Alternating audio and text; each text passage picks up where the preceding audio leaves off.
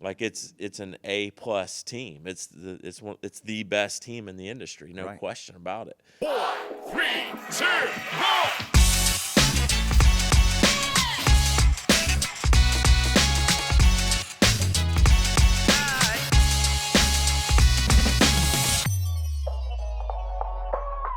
All right, here we go. It's another episode of Ready, Set, Grow with Impact Partnership and co-founder and CEO Stephen Odom.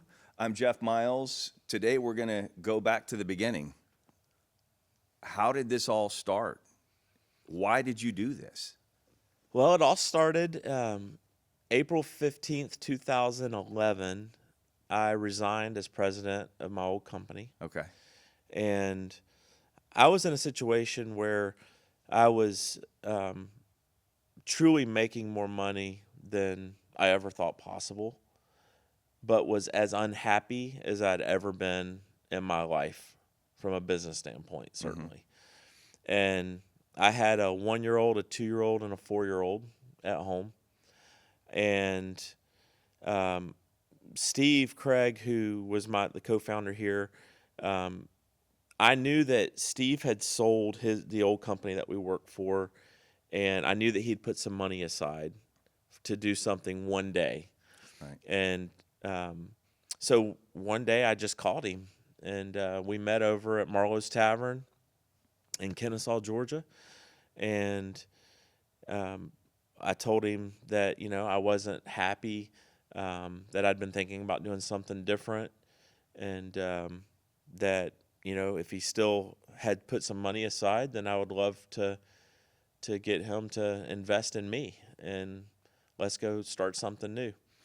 And he said, after like an hour of conversation, he said, let's do it under 2 conditions. You hire my son, you hire my daughter. And so that was that. And that was, I don't know, probably months before I actually resigned on April 15th, maybe a month or 2 before. And so we borrowed from Steve $1.2 million and went and started a little checking account and formed the LLC, and had a couple of key people that joined us: Brandon George, Eddie Nolan, Andrew Craig, Paige Craig, and Abe Ashton. Uh-huh. And so that was kind of the first couple of teammates that Steve and I brought on board, and then we started the company. I'm going to ask the non-business related question because I think it actually affects the business part of it more than anything else. How old were your kids at the time? My kids were 1, 2, and 4.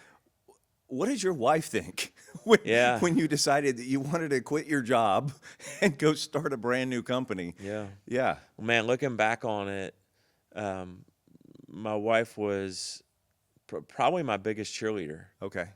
Like she looking back on it, that could have gone to one of 2 ways. I certainly could have. And we definitely had the conversation of like, hey, our lifestyle is going to need to change. Right.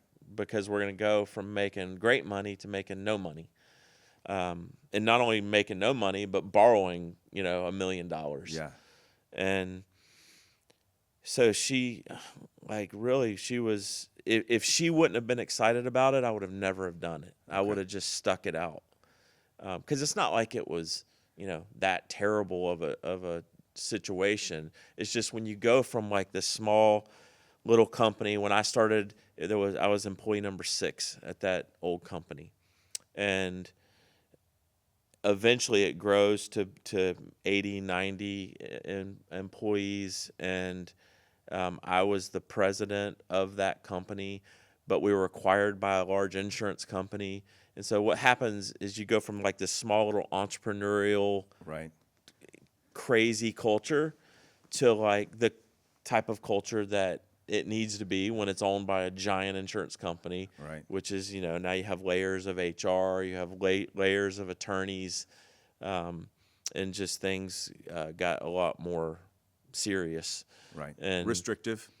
Yeah, I mean, certainly restrictive, but just different. Yeah. And you can you can have fun, I'm sure, in those types of environments. But when you grow up like I did, like that was my first, real corporate job.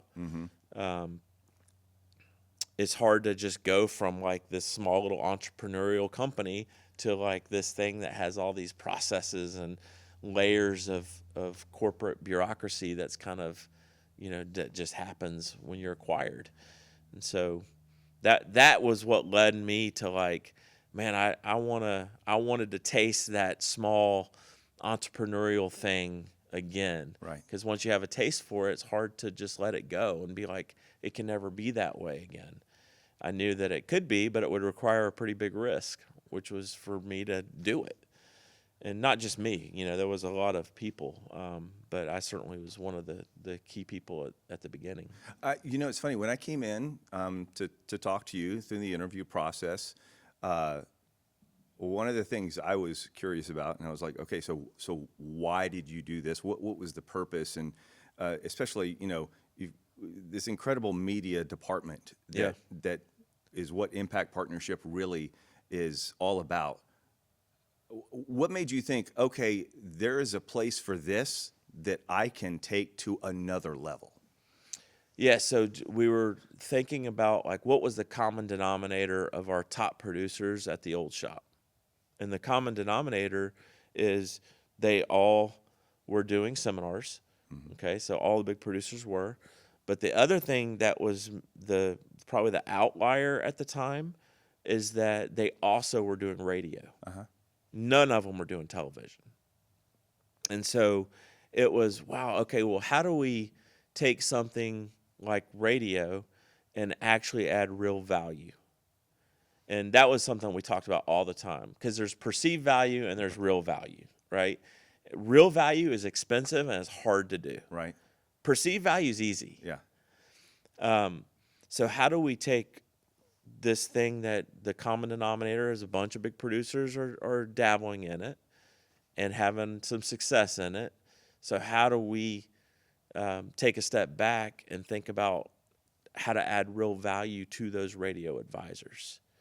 And what we came up with was hiring, somebody that was from the radio world, Right. not from the insurance financial advisory world.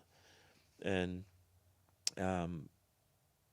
that really changed the trajectory of Impact. One of the things that I think is so great about what we do here at Impact is that we let the advisors be advisors. They do their job, and they do that very well. You let the radio people, the TV people, be radio and TV people and be great at their job. And I think that's one of the biggest things that makes it so successful, is that each person is kind of in their own lane and doing what they're great in. And there's really not, kind of we talked about in the previous episode, the crossover. Yeah. How did you really decide that this was the best way to go? Well, if you listen to radio shows way back, 12, 13, 14, 15 years ago, they just weren't, they were just kind of boring. That's probably the best way to say it, is you can only talk about Social Security and taxes and guaranteed income for so long. And so how do you bring in a little bit of fun and a little bit of just professionalism? Sure. And so what we needed was real radio people, like that this is their life. This is what they do. They can make it better, certainly. And because back then, our advisors were having to drive to the radio stations. So that was like one of the very first things that we were thinking through is there a way to save them that maybe if you're here in Atlanta, it could be an hour down to downtown from up here. So could we save them 2 hours a day by helping them figure out how to produce these shows in their office or maybe in their home? So that was like one of the boxes that we checked. Scripts, right? Like, what am I going to talk about this week? Well, advisors had to spend hours thinking about what they're going to talk about. So can we give them some hours back by having copywriters and having people that show, show creators, having people that can do that for them, where all they got to do is just get an email that's got the script, right? And so certainly if they wanted to tweak any of that, they can, and still to this day do. But it's nice having somebody just lay out, here's 45 minutes of things we can talk about today. I was kind of got to see in on an EXP a couple of days ago, and there were a couple of advisors that came in. They have their own show, their own radio show that they're currently doing. One person spends 2 days trying to edit, trying to write, trying to put it all together. Neither of them are necessarily radio people, right? Because their job is advising, people with their retirement. They had the opportunity to sit in with one of the radio hosts, Chris Swan, about, to kind of do a mock show. And afterwards, to see their face and how different that was remarkable. Just as a matter of fact, Chris, one of the women that was there, she was like, "Okay, I'm in love. This is so much better." And I think the biggest part was the advisor doesn't feel like they have to carry it, so to speak, and they get to be the advisor in that situation and let someone else that's kind of asking the questions, that's kind of setting things up and things like that. That's part of what I think Impact Partnership does better than all of the other radio shows out there, is that ability to carry a radio show or carry a TV show or carry a commercial or something like that. Whereas advisors that are trying to do that on their own, it's probably a struggle and maybe a huge stress. Yeah. I mean, it's hours, right? Yeah. That's the real value that we're talking about, is giving people back and doing it better than they can do it. Yes. So not only are we going to save you hours of time, of prep, and of editing, and of driving to the station, all those things, but we're also going to do it better than you can do it. Yeah. Because the team here, like it's an A+ team. It's the best team in the industry, no Right. question about it. And so those people on that team, they care more. They love what they do. They're fun. It's a great, it's just a great group of people that have had a ton of success in the radio world, and now they're just helping you as a financial advisor take Right. your show to another level. What's it like when you see someone who onboards into, what we do here at Impact Partnership, and seeing them grow their business? I got to think you've seen some just incredible success stories over the last, 13 years. Yeah. Tell me about one specifically that has probably meant the most to you. Well, they all mean a lot, because there's kind of two things from my chair. I love, first and foremost, to see our teammates be able to do the things that they want to do. Maybe someone wants to buy their first house, or maybe someone wants to buy their dream car, or somebody wants to go take an incredible vacation somewhere. Like those types of milestones. I've seen a lot of marriages. I've seen a lot of babies. Those types of milestones are just the most fulfilling. And then a very close number two is getting to watch our advisors do the same stuff because of the work that our team helps them do. Now, obviously, the advisor has to be successful themselves, Right. and we're adding on, some value that maybe can help them take it to a level where they couldn't take it on their own. Right. But just recently, one of our top advisors, sold their business, and he told me at lunch, he's like, "You not only changed my life," and when he says me, he's talking about us, Right. Impact. "You not only changed my life, and not only my kids' lives, you changed my kids' lives." This is a legacy. Yeah. That was built. And that, I mean, I immediately came back and told the team, because sometimes, we're just doing our jobs, right? And you don't really think about how it's making a difference in the community or in the world.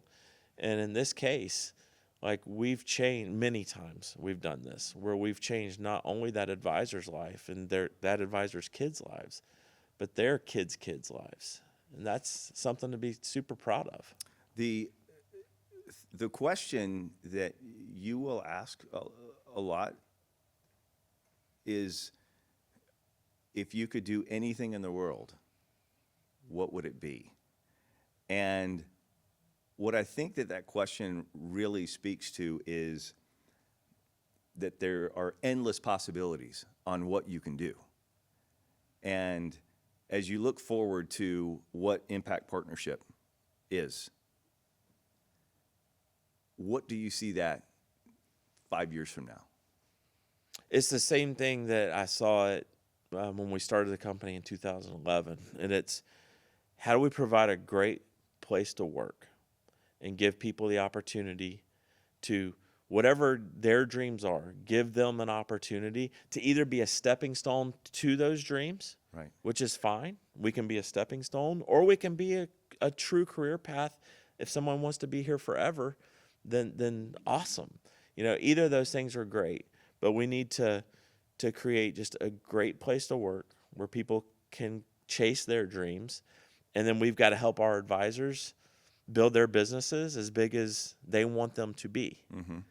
So we can't ever allow that advisor to outgrow us. Mm-hmm. We always need to be thinking bigger Mm-hmm. than our customers, and help them believe that they can achieve whatever it is that they want to achieve. It's different for everybody, right? Some people, they want to grow the biggest business. They want to hire the most people.